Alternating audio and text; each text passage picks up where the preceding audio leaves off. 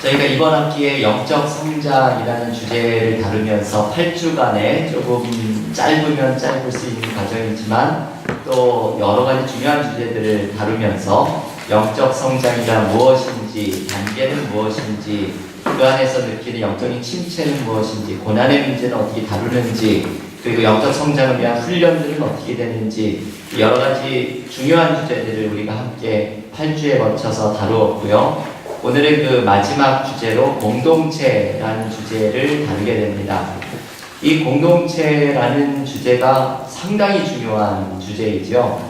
어떻게 보면 이 공동체라는 주제가 우리에게 좀 의구심이 들 때가 있습니다. 왜냐하면 우리는 이제 믿음의 공동체를 하면은 교회를 제일 먼저 떠오르는데, 교회에서 이렇게 뭔가 좀 시험에 들고 교회에서 일어난 좀 안타까운 모습들, 분열이나 또 다툼이나 싸움이 일어나는 것을 경험을 하고 그것 때문에 교회를 떠나기도 하고 신앙에서도 멀어지는 경우를 하게도 되면은 이 교회라는 공동체에 희망이 있을 것인가, 이런 질문을 심각하게 던지게 되는 경우도 생기게 됩니다. 그런데 결론적으로 이야기하면 이 공동체는 굉장히 중요한 것이죠. 공동체는 하나님이 주신 선물이면서 우리의 영적 성장에 있어서도 대단히 중요한 의미를 갖습니다. 이번에 우리가 다룬 영적 성장이라는 말을 영성이라고 이야기할 수도 있을 텐데요. 영성에 대한 오해 중에 하나는 영성을 개인적인 영성이라고 늘 생각하는 것이거든요. 기도만 하고 개인적인 영성 훈련을 하면서 하나님께 가까워지는 것이지, 이 공동체의 영성, 더 나아가서는 역사와 또 사회를 향한 이 공동체의 영성에 대해서는 우리가 관심을 기울이지 않을 때가 있지만, 영성의 중요한 면모 중에 하나는 바로 이 공동체의 영성을 가지는 것입니다. 공동체는 신앙생활에 있어서 아주 중요한 일인데요. 예수님에 대한 이야기로부터 한번 시작을 해볼까 하는데요. 요즘 새벽 기도에서 누가복음을 묵상을 하는데, 누가복음 16장 12절부터 19절에 보면 예수님의 하루에 대한 이야기가 소개가 되는데, 여기 아주 특별한 이야기들이 소개가 됩니다. 제가 좀 한번 읽어드리면요. 누가복음 6장 12절에서 이렇게 이야기하죠. 이때 예수께서 기도하시러 산으로 가사 밤이 새도록 하나님께 기도하시고, 예수님의 하루는 그 시작이 기도로 시작하죠. 밤이 새도록 혹은 새벽에 미명에 일어나서 기도하시는, 고독 속에서 하나님을 만나는 기도로 하루를 시작하시고, 누가복음 6장 13절을 보면 이렇게 말씀하죠. 밝음에 이제 날이 샜더니 제자들을 부르사 그 중에서 12를 택하여 사도라 칭하셨으니, 날이 밝으면서는 예수께서는 공동체를 형성합니다. 주로 그 제자들, 주님을 따라다니던 제자들과 함께 공동체를 형성하고, 그리고 누가복음 6장 17절은 이렇게 얘기하죠. 예수께서 제자들과 함께 내려오사 평지에 서시니 그 제자의 많은 무리와 예수의 말씀도 듣고 병고침을 받으려고 유대 사방과 예루살렘과 온 지역으로부터 온 많은 백성도 있더라. 이제 낮 동안의 주님의 사역은 말씀도 전해주시고 병고치기도 하는 이 사역을 하시는 거죠. 예수님의 하루는 이렇게 세 가지 중요한 내용으로 구성이 되어 있다고 누가복음은 소개합니다. 고독 속에 기도로 나아간 주님, 그리고 제자들과 공동체를 형성한 주님, 그리고 사역으로 나아가신 분이시죠. 이 주님의 이 모습을 묵상을 하면서 저는 어떤 생각을 했는가 하면, 이 공동체가 가운데 들어있는 게 참 의미가 있다고 생각을 했습니다. 이렇게 생각을 해볼 수가 있겠죠. 공동체가 중심이 되어서 공동체가 하나님과의 깊은 관계 속에, 기도 속으로 영성이 깊어지는 것을 도와주고, 그리고 공동체가 또한 사역을 향해서 나아갈 수 있도록 도와주는, 이게 공동체 안에서 모든 것이 이루어지는 것, 이게 예수님의 하루 중에 공동체가 중심에 들어간 그 이유가 아닐까, 저는 이렇게 묵상을 해보았습니다.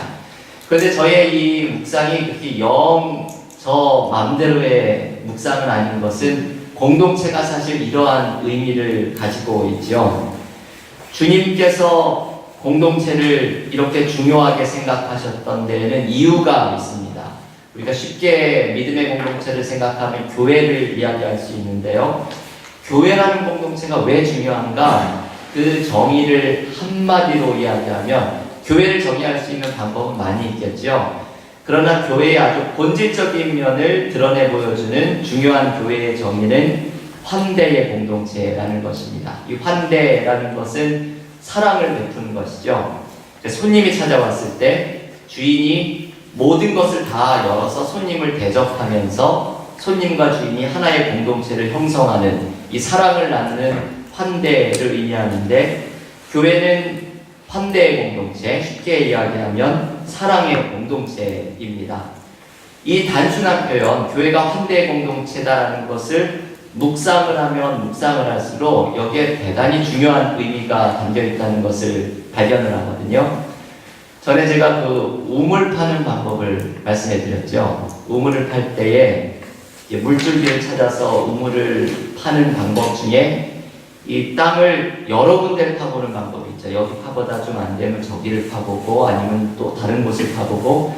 근데 우물을 파는 또 다른 방법은 여러 곳을 파는 게 아니라 하나를 깊게 파는 거라고 합니다. 하나를 깊게 가능성이 있는 곳을 정해서 그걸 깊게 파다 보면은 어느 순간 물줄기에 이렇게 맞닥뜨리게 되는 경험을 한다고 하는 것이죠. 기독교의 중요한 신앙의 본질들 중에서 어떤 것은 그거 하나를 깊게 파면, 성경의 본문도 그런 것이 있는데요.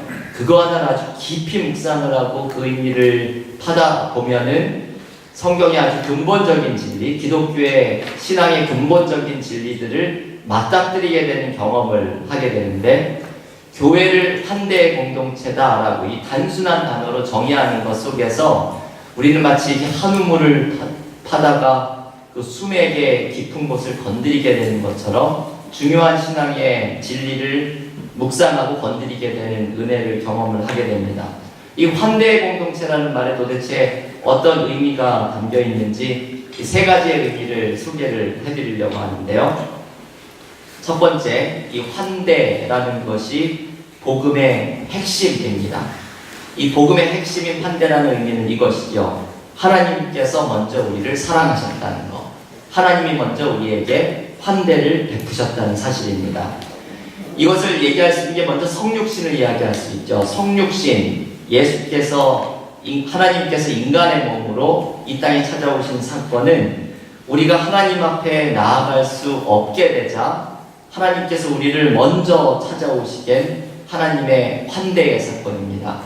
우리는 때로 착각을 하는 것이 우리가 하나님을 찾아간다고 생각을 하잖아요. 그런데 성경에서 우리에게 가르쳐주는 기본적인 진리는 하나님이 먼저 우리를 찾아오시는 사건입니다.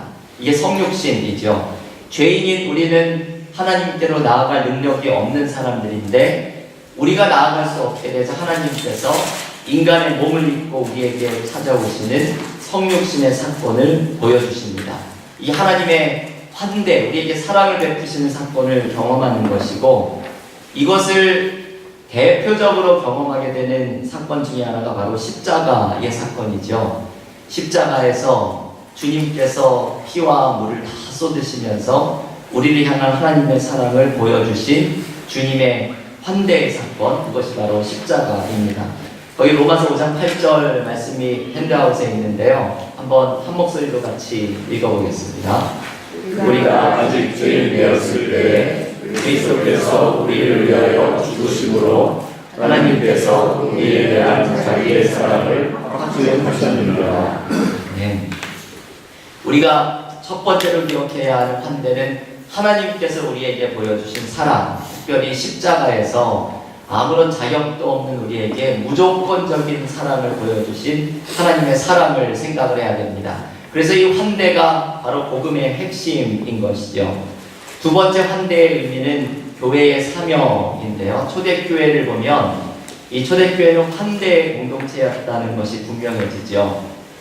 주님의 십자가의 사랑을 경험하면서 탄생한 공동체이고, 그래서 교회의 가장 중요한 것은 이 십자가를 붙드는 것입니다. 십자가의 사랑을 경험한 사람들이 모여있는 곳이 바로 교회이고, 이 주님의 십자가의 뜨거운 사랑을 경험한 사람들이 이 사랑을 주변에 증거하면서 나누면서 전도를 했던 공동체가 바로 초대교회라는 공동체이죠. 초대교회를 환대 공동체라고 말하는 것은 이런 의미이죠. 십자가의 사랑을 경험했던 사람이 모여있고 이 사랑을 나누고 증거하면서 자라났던 공동체라는 의미입니다. 제가 초대교회의 교부인 터툴리안의 전도를 자주 소개를 해드렸는데요. 터툴리안은 이렇게 전도를 했다고 했죠. 여러분, 예수 믿는 사람처럼 그렇게 서로 사랑하는 사람을 본 적이 있습니까? 이 말을 하면은 주변에 있는 안 믿는 사람들도 고개를 끄덕끄덕 하면서 그렇지, 예수 믿는 사람들만큼 그렇게 사랑하는 사람을 보지 못했지, 그러면서 교회로 나왔다는 것이죠. 이게 초대교회가 얼마나 환대의 공동체였는지를 보여주는 것이죠. 주님의 사랑을 뜨겁게 경험하고 그 사랑을 교회 안에서 나누고 그리고 교회 밖으로 나누면서 전도를 했던 사람들입니다. 그래서 어떤 선교학자는 이런 말을 했는데요. 초대교회의 성장은 복음의 선포만으로 된 것이 아니라 기독교인들의 환대가 특별했기 때문에 초대교회는 전도가 그렇게 폭발적으로 이루어졌다라고 이야기를 합니다. 근데 이 터툴리안의 이 말은 우리를 사실 좀 부끄럽게 하죠. 우리는 이 말에 맞는 신앙생활하는지 모르겠어요. 주변에 있는 사람들이 나를 보고 그래, 그렇게 사랑하는 사람을 못 봤지, 교회 다니는 당신이 정말 그런 사람이지, 이렇게 고개를 끄덕이는 삶을 살아가는지 모르겠습니다. 어떤 분들은 그 일터에서 교회 다닌다는 말을 들어보면 깜짝 놀라는 분들 있잖아요. 집사님이셨어요? 장로님이셨어요? 깜짝 놀라면서 그 논란의 의미가 여러 가지가 있겠지만 전혀 그렇게 안 보였다는 것이죠. 그동안 살아왔던 삶의 모습이. 제가 좋아하는 그 아시시의 프란시스라는 분은 이런 똑같은 전도의 방법을 썼다고 하는데요. 그 제자들에게, 형제들에게 어떤 마을에 들어가서 전도를 할 때 필요하다면 말을 사용하시오, 이렇게 얘기를 했습니다. 그게 그 프란시스의 전도의 방법이었거든요. 그 프란시스칸의 그 형제들은 어떤 마을에 들어가면 가장 낮은 곳에 가서 봉사하고 섬기는 일을 감당했죠. 그래서 그들이 전했던 사랑을 통해서 자연스럽게 복음이 증거되는 전도의 방법을 썼고, 프란시스는 정말 마지막으로 꼭 필요하다면, 할 수 없다면 그때 말을 사용하시오. 이게 프란시스의 전도의 방법이었습니다. 이 예수께서도 우리에게 가르쳐 주시는 모습인데요. 요한복음 13장 35절 말씀을 함께 핸드아웃에 있는데요. 함께 읽겠습니다.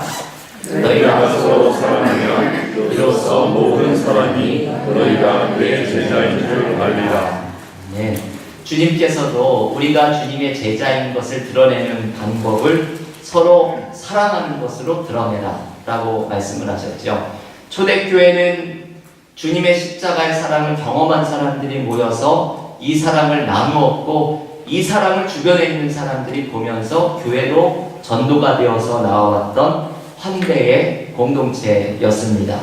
마지막 세 번째는 이 환대, 서로 사랑을 나누는 것 속에서 우리는 영적으로 성장을 합니다. 왜 사랑을 나누는 것 속에서 영적으로 성장하는가 하면 서로 사랑을 나누는 것 속에 하나님의 임재를 발견하게 되기 때문이죠. 켈트족의 격언 가운데 이런 말이 있다고 합니다. 종종 낯선 자의 가면을 쓰고 예수께서 찾아오신다.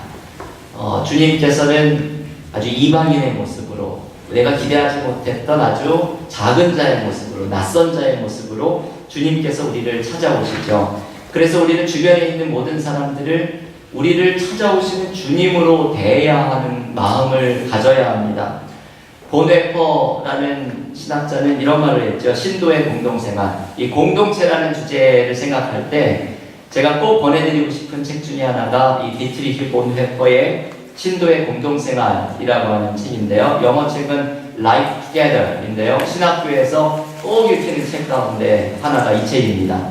이 책에 보면은 보네포가 신학생들과 함께 공동체를 이루어서 살았던 경험을 소개를 해주는데, 그 중에 몇 가지 아주 중요한 이야기들을 소개하는 것 중에 하나가 바로 이 문장이죠. 내 옆에 와 있는 형제 자매를 육신을 이루어서 오신 그리스도로 인식해라 이게 보네포의 말입니다. 그 켈트족의 금원과 똑같은 말이죠. 지금 내 옆에 있는 사람은 예수님께서 이분의 모습으로 찾아온 것으로 생각을 하는 것이죠. 공동체 안에서는 그렇게 서로를 바라봐야 한다고 이야기를 하는 것입니다. 옆에 있는 분을 한번 좀 이렇게 보세요. 옆에 있는 분에게서 예수님이 보이시면 아주 영성이 깊은 분이십니다. 혹시 주님이 보이는 분이 있으시죠? 네. 보네포는 이 공동체에 있는 옆에 형제 자매를 그렇게 서로를 바라보라고 이야기를 하죠.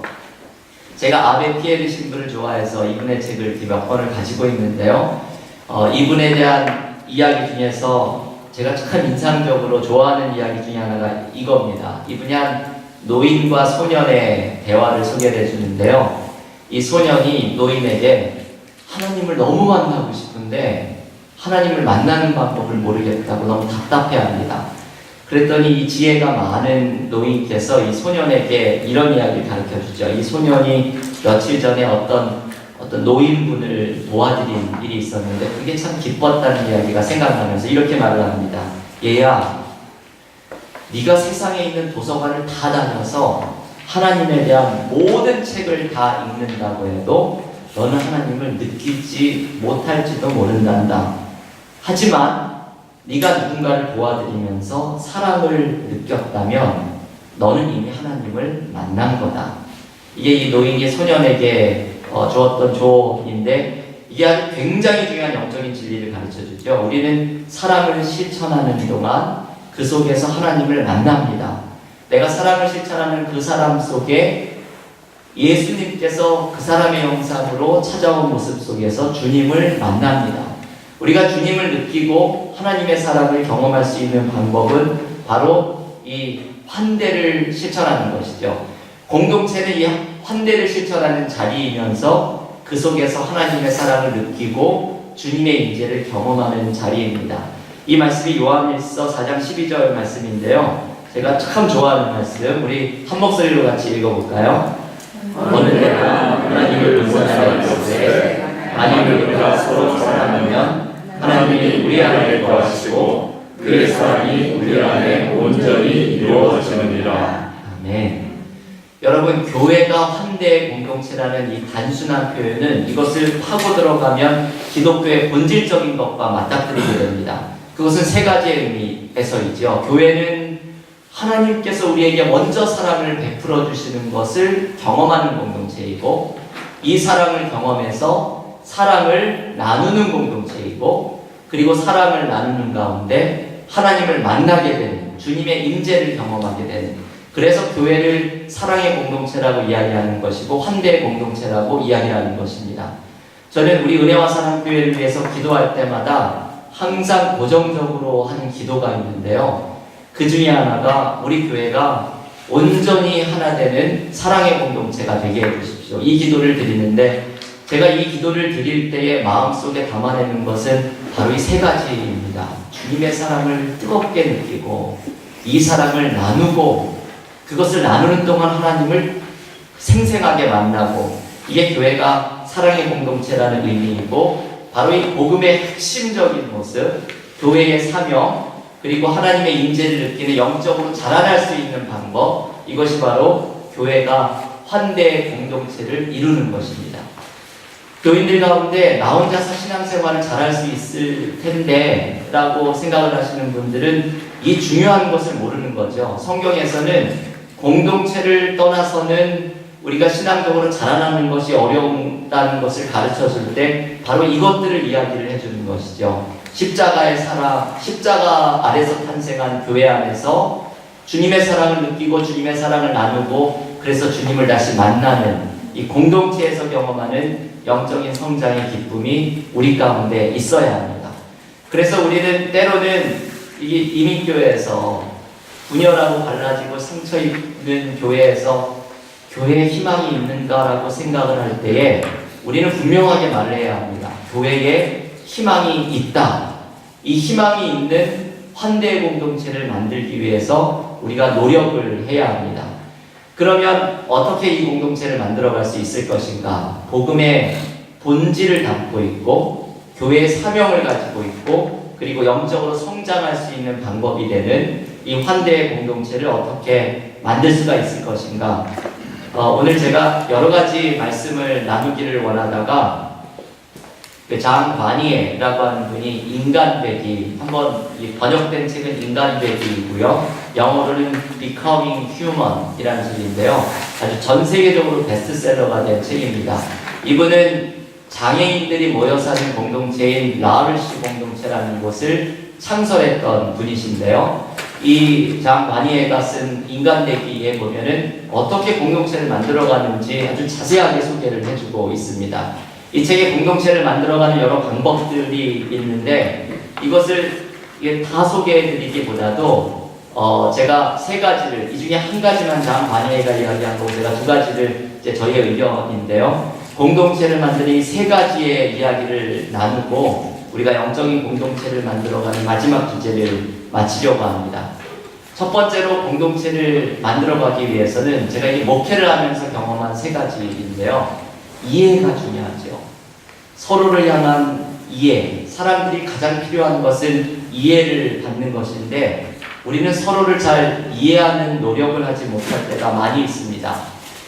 파커 파우머라고 하는 분이 오늘 우리가 다루는 환대라고 하는 주제에 대해서 이런 말을 했습니다.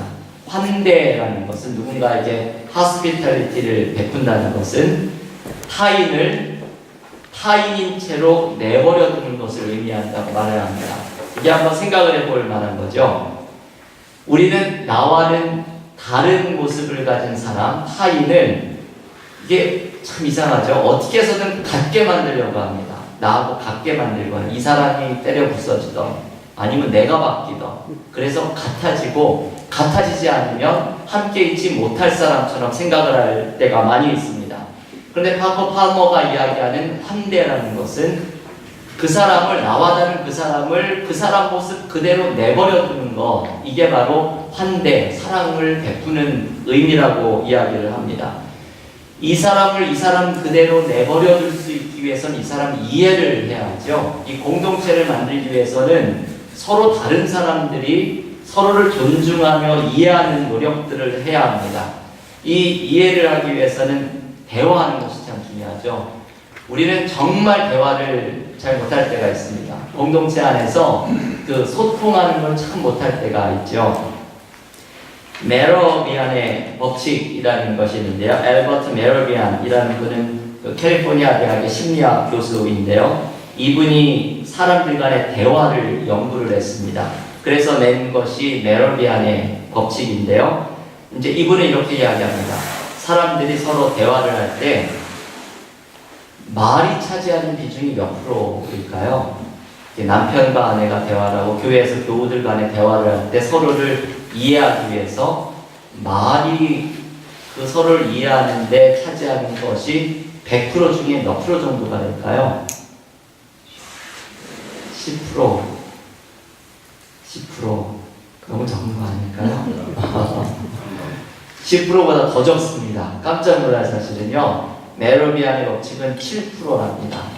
사람이 대화를 할 때 말이 서로 대화하고 이해하는데 기여하는 것이 7%밖에 되지 않는답니다. 나머지는 얼굴 표정, 제스처, 분위기, 그 사람의 태도, 이런 보이지 않는 것들이 93%를 차지하고 7%가 말의 내용, 그것이 서로 간에 대화하고 이해하는데 사용이 된다고 합니다. 이게 메로비안의 법칙인데요.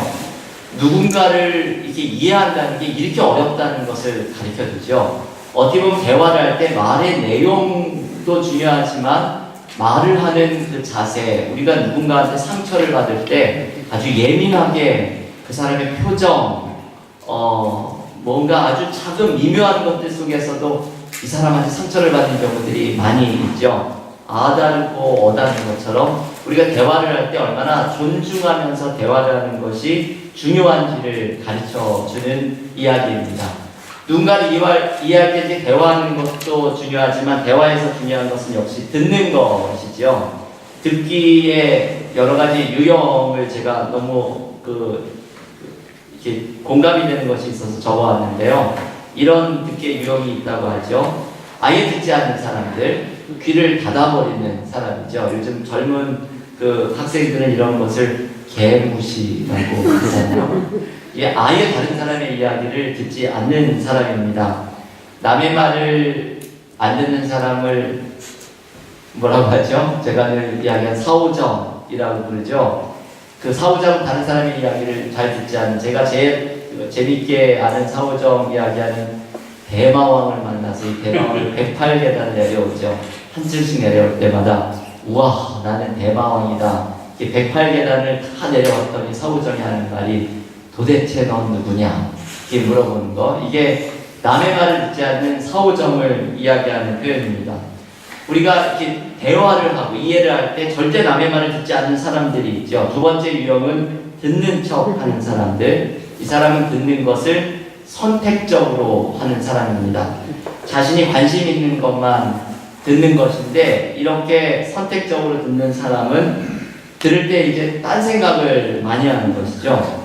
이런 분들이 제일 많이 하는 말은 뭐라고이죠. 잘 안 듣니까 사람들이 있어요. 뭐라고 이렇게 다시 물어보게 되죠. 왜 이렇게 선택적 듣기를 하게 되는가 하면 이 사람은 마음이 바쁘기 때문입니다. 마음이 바쁘면 들을 수가 없고, 그리고 사랑이 없으면 사실 들을 수가 없죠. 그 사람에 대한 관심과 사랑이 없으면 주의 깊게 들을 수가 없게 됩니다. 세 번째는 적극적 듣기죠. 다른 사람의 말을 주의 깊게 적극적으로 듣는 것이고, 이것을 넘어서는 것이 네 번째로 공감적 듣기, 마음으로 느끼면서 듣는 것. 이게 참 중요한 것을 알잖아요. 누군가가 나를 공감하면서 듣는 것만으로도 치유가 됩니다. 내 말을 진짜 공감하면서 들어주고 함께 울어주면 그것만으로도 얼마나 많은 치유와 회복의 역사가 일어나는 것을 경험하게 됩니다. 공동체가 이루어지지 않는 이유 중에 하나는, 제가 목회를 하면서 발견한 것 중에 하나는 바로 이게 없기 때문이거든요. 이해하기의 노력, 잘 대화하려고 하고, 그리고 잘 들으려고 하는 노력이 공동체 안에서 없기 때문입니다. 순모임을 하면서 많은 대화를 나누고 삶을 나누고 믿음을 나누지만 정말 주의 깊게 이 대화에서 얼마나 작은 것으로도 상처 줄 수 있다는 것을 기억하면서 대화하는 것, 담회를 하면서 회의를 하면서 상대방을 존중하면서 대화를 하고 듣는 것, 이 서로 이해하려는 노력이 공동체를 만들어가고, 이것이 이 공동체를 통해서 우리에게 주는 은혜를 풍성하게 경험할 수 있는 방법입니다. 우리 이 자리에 계신 교우들께서 사려 깊은 대화를 통해서 서로를 이해하고자 노력하면서 공동체를 세워갈 수 있는 은혜가 있기를 기원합니다. 두 번째, 공동체를 이루는 방법은 약하고자 하는 용기를 실천하는 것이죠. 공동체에서 이것이 참 중요합니다. 제가 이것을 배운 분은 데이빗 보쉬라고 하는 아주 유명한 선교 신학자인데요. 이분은 예수님의 영성의 특징을 약하고자 하는 용기라고 불렀습니다. 영어로는 courage to be weak, 약하려고, 진짜 용기는 약하려고 하는 용기를 갖는 것이라고 말을 하는 것이죠. 주님은 십자가를 지기까지 약해지셨고, 주님의 약함을 통해서 우리가 나음을 입었던 것처럼 우리도 이 주님의 제자로서 주님의 약하고자 하는 용기를 배워야 한다고 이야기를 합니다. 이게 요즘 정서하고는 안 맞는 것이죠. 요즘 정서는 강함을 추구하는 문화이죠. 강한 것이 좋은 것이고, 강한 것이 진리인 세상 속에서 주님께서 십자가를 기꺼이 지려고 하는 이 약하고자 하는 용기를 실천하셨던 것처럼, 우리도 이 약하고자 하는 용기를 실천할 때에 환대의 공동체를 만들어갈 수가 있습니다. 환대에 대해서 또 다른 이야기를 하는 분 중에 하나가 머저리 톰슨이라고 하는 분인데요. 이분이 쓴 영성에 대한 아주 좋은 책 중에 하나가 Soul Feast라고 하는 책인데요. 이 책에 보면 환대라고 하는 챕터를 하나 쓰고 있습니다. 이분이 말하는 환대는 이것이죠. 환대는 나의 공간 속으로 다른 사람을 진심으로 받아들이는 것입니다. 굉장히 공감이 되는 거죠. 환대, 누군가를 사랑한다는 것은 내 나와바리, 그죠? 만들죠. 나의 그 틀 안으로, 나의 그 범주 안으로 다른 사람을 받아들이는 것을 의미합니다. 그런데 나의 품 안으로 다른 사람을 받아들인다고 하는 것은 이게 정말 용기가 필요한 일이죠. 왜냐하면 누군가를 받아들이기 위해서는 나의 이 보호막을 내려야 합니다.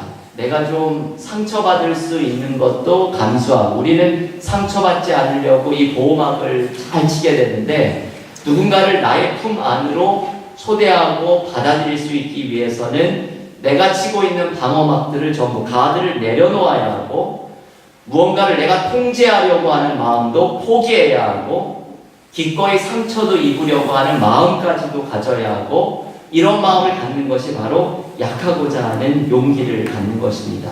내가 이런 마음을 가지고 방어막을 내리지 않으면 나의 품 안으로 누군가를 들일 수가 없게 되죠. 제가 지난 주일에 저희 어머니의 수술 이야기를 설교 시간에 나누었는데요. 저희 어머니가 지금 병원에 그 허벅지 뼈가 부러지셔가지고 그 뼈를 인공뼈로 대체하는 수술을 받고 아직은 일어나지를 못하셔서 재활치료를 받지 못하시는 상태로 지금 병원에 계십니다.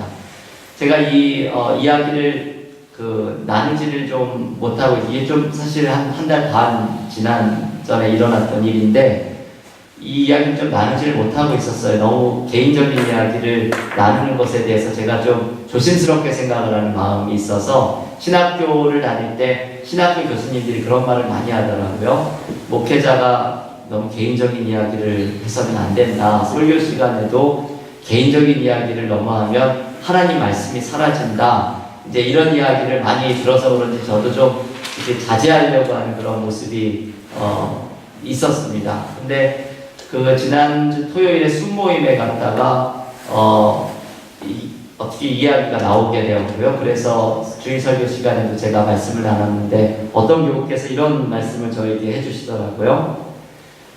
목사님은 교우들의 사정을 잘 알고 그래서 잘 알아서 기도를 해주려고 하는 것처럼, 교우들도 목사님을 좀 잘 알고 그래서 기도를 해드리고 싶어요. 그래서 그 이야기를 나누는 것이 그게 좋은 것 같아요. 이런 말씀을 제가 듣고서 제가 그 교우께 제가 참 교만했군요 라고 시인을 했습니다.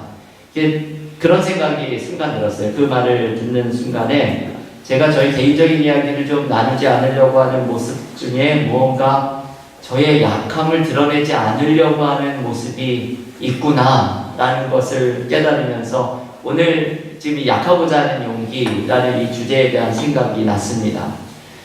여러분, 공동체를 이룬다는 것은 이런 마음을 갖는 것이죠. 나의 약함을 때로는 드러내고 자존심을 내려놓고 그리고 서로를 신뢰하는 마음을 가져야 합니다. 이게 상처를 입지 않으려고 방어막을 치고 있는 가드를 좀 내려놓아야 나의 품 안으로 다른 사람이 들어올 수 있는 것이고, 주님께서 십자가에서 보여주신 이 약하고자 하는 용기를 실천할 때에 우리는 공동체를 형성해 갈 수가 있게 됩니다. 마지막 세 번째로 영적인 공동체를 만들어가는 방법은 인내이죠. 인내를 실천하는 것입니다. 여기 참 중요한 의미가 담겨 있는데요. 제가 오늘을 준비하면서 영성과 헤니나우엔의 책을 한 권을 읽었습니다. 영성 수업이라고 하는 제목의 책인데요. 이 책에 보면 마지막에 공동체에 대한 이야기를 이분이 소개를 하면서 자신의 평생의 삶이 공동체를 찾아가는 여정이었다고 소개를 합니다. 그러면서 소개를 하기를, 이분이 예일대학에서 10년 동안 교수로 있으면서 아주 학문적으로 성공하고 많은 사람의 존경을 받았는데, 그걸 다 버리고 라틴 아메리카 페루 지역으로 가가지고 가난한 자들 섬기는 사역을 시작을 하죠. 그때 갔던 이유도 나를 받아주는 영적인 공동체를 찾아서 갔었죠. 근데 라틴 아메리카의 삶을 다시 또 정리하고 미국으로 왔을 때 하버드에서 다시 교수로 가르치게 되는데, 영성을 가르치게 되는데, 거기에서 가르치는 동안에도 이 영적인 그 갈급함 이런 것들이 자꾸만 일어나면서 나를 있는 그대로 받아줄 수 있는 영적인 고향과 같은 공동체를 찾아야겠다라는 갈망 속에 결국 이분이 마지막으로 선택해서 하버드의 교수직을 버리고 간 곳이 캐나다의 아까 장 바니에 이야기한 라르시 공동체, 캐나다의 토론토에 있는 장애인들이 모여 사는 라르시 공동체의 목사로 가게 됩니다. 근데 이분이 그 라르시 공동체에 가서 처음 몇 년 동안이 좋은 줄 알았더니 영적인 전쟁을 벌이는 시간이었다고 말을 합니다. 장애인들하고 살면서 느낀 것이 장애인들이 그분만이 아니라 나도 장애인이라는 것을 발견을 하게 되었다는 것이죠. 그냥 그 전에 살아오는 동안은 내 안에 사람들이 못 보도록 숨겨놓았던 삶의 문제와 상처들이 이 장애인들하고 살면서 드러났습니다. 헨리 이런 말을 하는데요.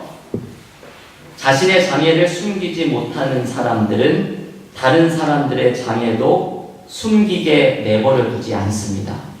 이게 장애우들하고 살면서 경험한 건데요. 자신의 장애를 가감없이 드러내는 사람들이 솔직하게 필요를 요청하고 말을 하고 표현하는 것 속에서 내가 가지고 있는 이기심, 답답한 문제들, 상처들 이런 것들이 가감하게 드러나면서 장애우들은 다른 사람의 장애도 결코 숨겨두지 않도록 노출을 시킨다는 것을 이분이 발견을 했습니다. 그러면서 자신이 발견하게 된 그 문제들을 직면하고 다루어내고 장애우들과 함께 살아가면서 점차로 이 영적인 전쟁을 통해서 그 라르시 공동체가 자신이 속하게 되는 진짜 공동체를 발견하게 된 과정이 되었다고 말을 합니다. 저는 이거 읽으면서 굉장히 많은 생각을 했습니다. 이분이 예일대와 하버드 대학을 버리고 라르시 공동체를 갔을 때 그 안에서 영적인 고향과 같은 공동체를 찾았을 거라고 생각을 했는데 거기에서 진짜가 시작이 되었던 것이죠. 자기 안에 있는 문제와 상처를 보면서 그것을 직면하고 다루어내고 공동체의 다른 사람들과 함께 영적인 전투를 벌여가면서 공동체가 그것을 통해서 만들어져 가는 것을 경험을 하게 된 것입니다. 공동체는 이렇게 만들어지는 것이죠. 사랑으로, 인내로 노력하는 가운데 이루어지게 되는 것입니다. 공동체에서 여러분, 내가 되게 껄끄럽고 힘들어하는 사람을 만나게 되면 하나님의 선물이라고 생각을 해야 합니다. 나를 성장시키려는 하나님께서 주신 선물입니다. 그 사람과의 이 노력과 씨름을 통해서 그 사람도 성장하고 나도 성장하는 것입니다. 그러면서 공동체를 이루어가면서 하나님의 사랑과 은혜를 체험하게 되는 것입니다. 우리가 공동체 안에서 하나님의 사랑을 느낀다고 제가 앞서 말씀을 드렸는데요. 이것은 하나님의 선물이지만 이것은 노력 없이 이루어지는 선물이 아닙니다. 환대의 공동체를 만들어 가려고 하는 인내와 사랑의 노력 속에서 이 공동체가 만들어져 가고 그 속에서 우리는 성장하고 하나님을 만나게 됩니다. 저는 목회를 하면서 이 노력을 하는 교우들이 얼마나 귀한지를 깨닫게 되었습니다. 사랑과 인내로 우리가 속한 공동체를 환대의 공동체로 만들어 가려고 노력하고 인내하는 분들이 참 너무나 귀합니다. 목회를 하면서 많은 교우들을 만나게 되죠.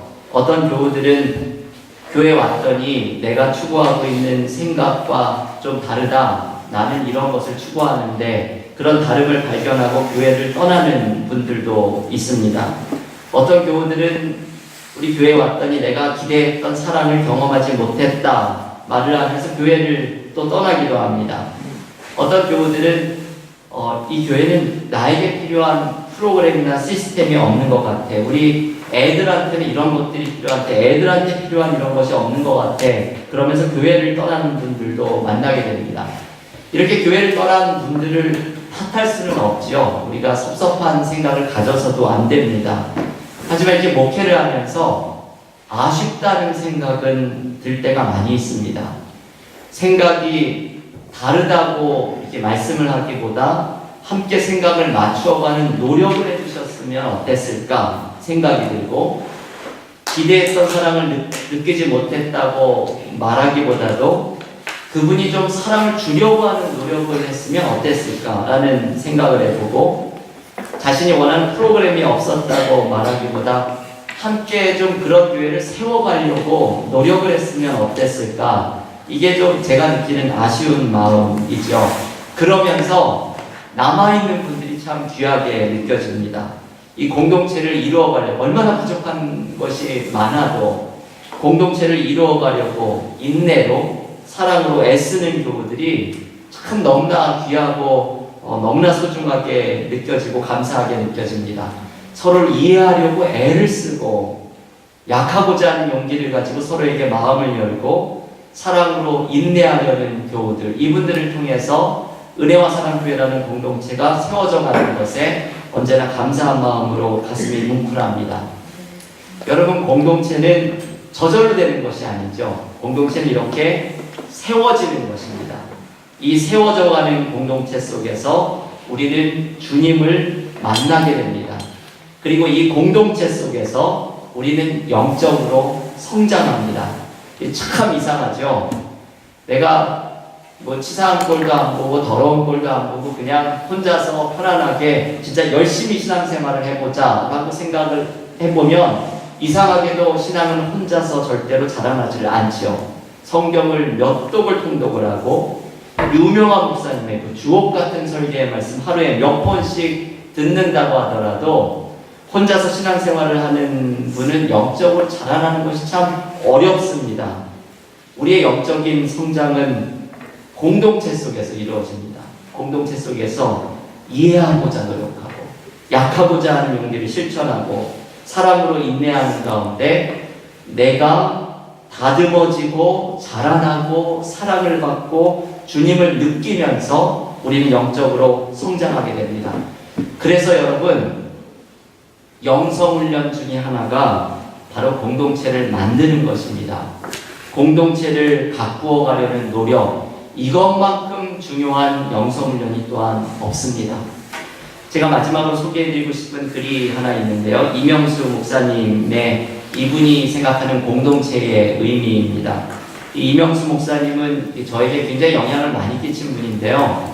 제가 어릴 때 신앙생활을 했던 한국의 영락교회, 그때 담임 목회 목사님으로 계셨던 분이신데, 이분이 은퇴를 한 후에 경기도 양평에 모세골이라고 하는 공동체를 만들었는데, 영성 공동체이죠. 이 모세골은 모두가 새로워지는 골짜기, 이 첫자를 따서 모세골이라고 이름을 붙인 영성 공동체인데요. 이분이 이 공동체를 설립하고 이끌어가고 만들면서 이 공동체 운영을 통해서 경험했던 영적인 통찰력을 쓴 책이 있습니다. 그 책에서 공동체에 대해서 이렇게 이야기를 하죠. 여러분 한번 그 말씀을 마지막으로 한번 읽어볼까 하는데요. 이명수 목사님 말하는 공동체의 의미 함께 읽겠습니다. 우리는 인생의 고상을 가다가 때때로 방향을 상실하고 방황할 때가 있고 목적을 상실하고 무력증에 빠질 때도 있습니다. 공동체는 인생의 도상에서 쉬어가는 지점이며 주님과 함께 다시 생애 계획, 모험을 계획하는 곳입니다. 공동체는 바로 그러한 의미에서 쉴만한 물가이며 치유의 장소이며 새로운 친교의 장소이며 섬김을 배우는 곳입니다. 참 귀한 말씀이죠. 공동체는 우리가 인생에서 방향을 잃었을 때 주님을 한번 다시 만나면서 삶을 계획하는 것. 이분은 인생을 모험이라는 말을 쓰는데요. 모험이라는 말은 어떤 무모한 모험을 이야기하는 게 아니라 우리가 앞이 보이지 않는, 한치 앞을 보이지 않는 인생의 길을 주님과 함께 손을 잡고 감행하는 모험이라고 이야기합니다.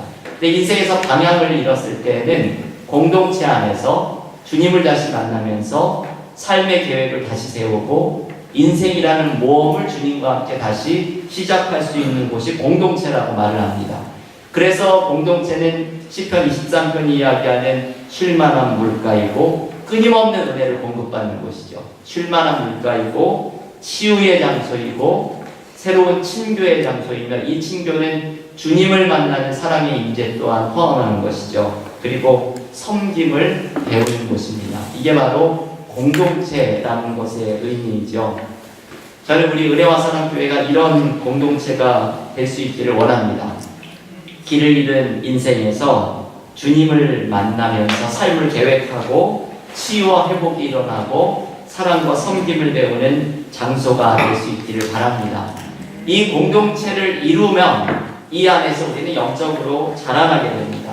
영적인 공동체를 만들어가는 것이 우리의 영적 성장에 있어서 대단히 중요한 것이고, 여러분 기도 그룹의 영적 공동체를 만들던, 순모임의 영적 공동체를 만들던, 아니면 우리 은혜와 사랑교회라는 커다란 영적인 공동체 안에 머물던 이 영적인 공동체를 통해서 우리는 영적으로 자라나고 주님을 만나게 된다는 것을 기억을 하면서 앞으로 이 영적 공동체를 통해서 영적으로 성숙하는 기쁨과 은혜를 누리기를 바라고, 우리 은혜와 사랑교회가 이런 공동체가 될 수 있기를 간절히 기원합니다.